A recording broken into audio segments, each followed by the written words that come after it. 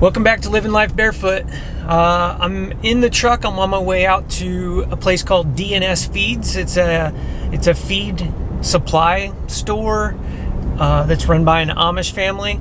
It's within 10-minute drive of our house. It's a good alternative to big box stores, in my opinion.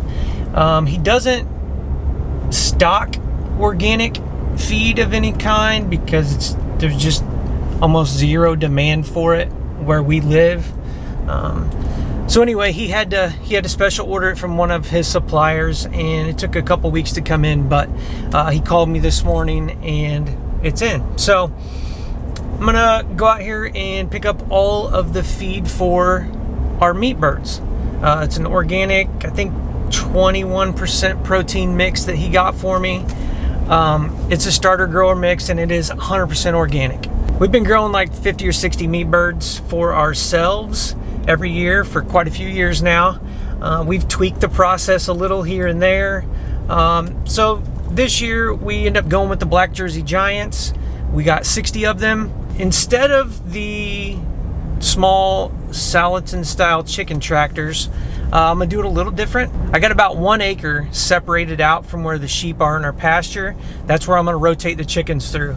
I'm gonna get the electric netting and just keep them fenced in a small area, and then move them around that 1 acre patch. Hopefully that will be enough area to for them to be, full grown and butcher weight. I ordered about 600 pounds of feed on this initial order here. So what I'm hoping is the Black Jersey Giants are supposed to be good at foraging, and there's going to be plenty of forage in the pasture for at least the next 8 weeks. Weather permitted, I think we'll be good. So hopefully the combination of them being able to forage and the 600 pounds of organic feed that we ordered will hopefully get us to butcher weight. That's the goal. So we've done it a bunch of different ways, and I'm sure there's probably cheaper ways to do it. The goal for us is good, healthy birds, raised on organic feed as naturally as possible, no hormones, no antibiotics, any of that kind of stuff. So I don't know that this is going to be the cheapest way to raise birds per pound, but I'm not really concerned with that. What I'm concerned about is good, organic, healthy meat for our family. So I'm pulling into the Amish place now to get this feed. I've never asked them about filming, so I don't know if I'll film me loading the truck up or anything, but if not, I'll show you afterwards. All right, made it back home. Got all of our feed. So this is what I got. This is what we ordered. Certified organic poultry starter, non-GMO. It is 22% protein. They come in 40-pound bags. And I got helper number 1, helper number 2 to unload the truck. So we're gonna get this truck unloaded.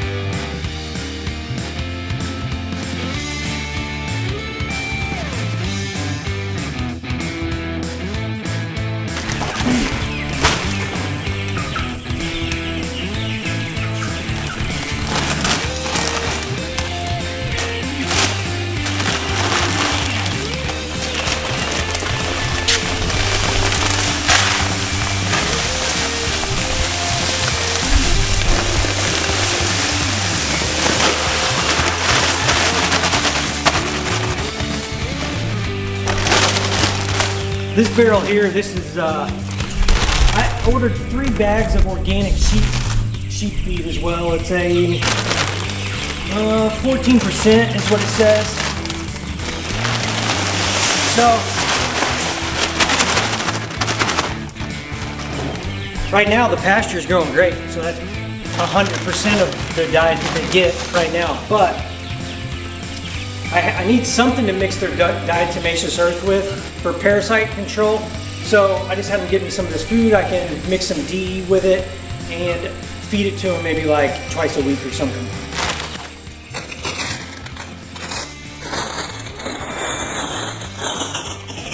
You guys are getting big. 60 black Jersey Giants is what we got going on here.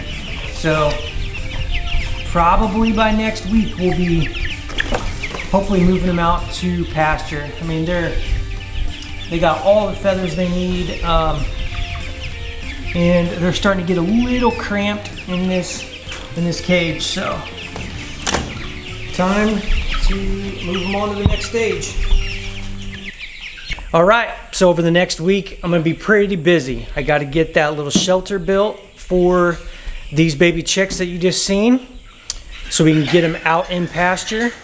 I had a bunch of that electric poultry netting at one time, but we had some goats many years ago, and goats are really rough on stuff. So I think they pretty much destroyed the roll of that electric netting that we had. So I'm gonna order a new roll. So in the next video, I'll be building that shelter that I'm going to use to rotate these baby chicks through the pasture out there, and we'll see how it works out. I have high hopes that this will be our preferred method for raising these birds. I really hope that we like this breed of bird.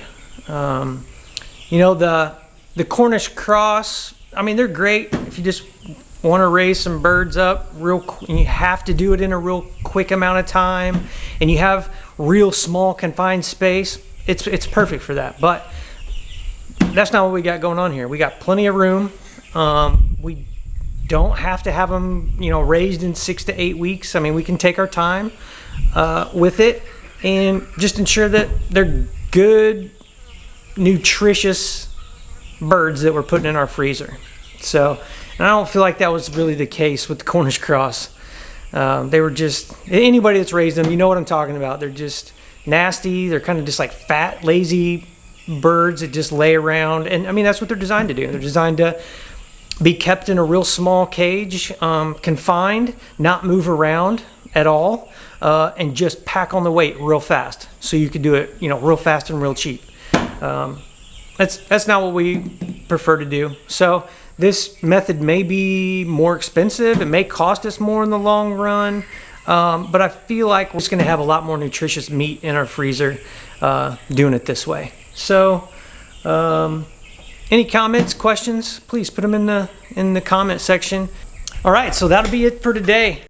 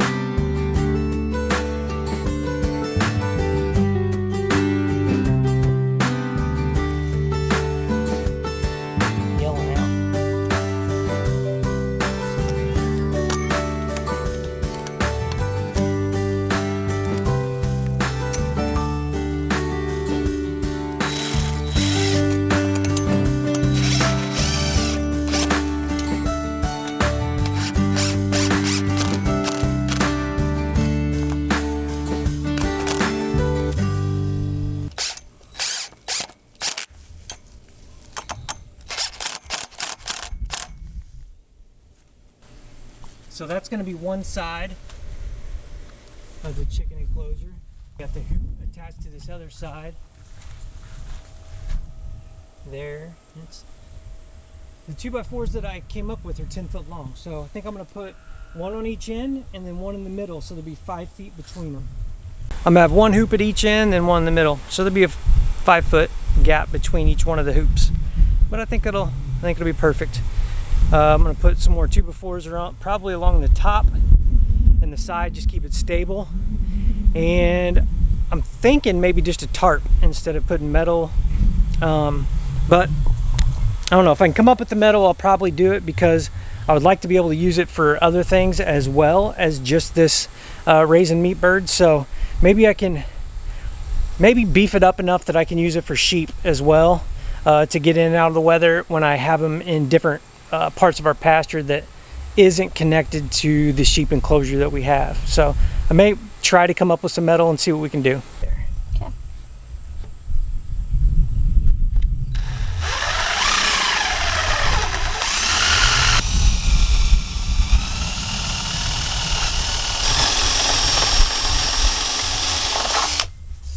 Let me see if that made a mark on it. Yes.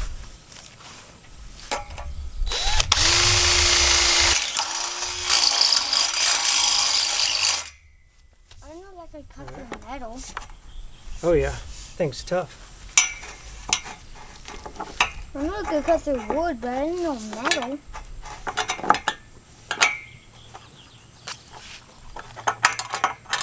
All right, hold that real quick. Oh, the wrong way, wasn't it? Oh, no. Put a bolt on it. Scared. I think I'm gonna try to maybe beat this back around it.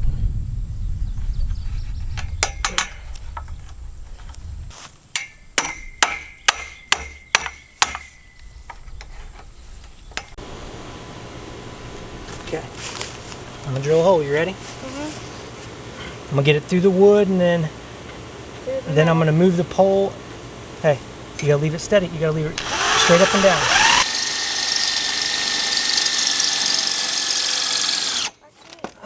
It's right there. Is it? It's right. I see the metal. Got it that time, right? Yep.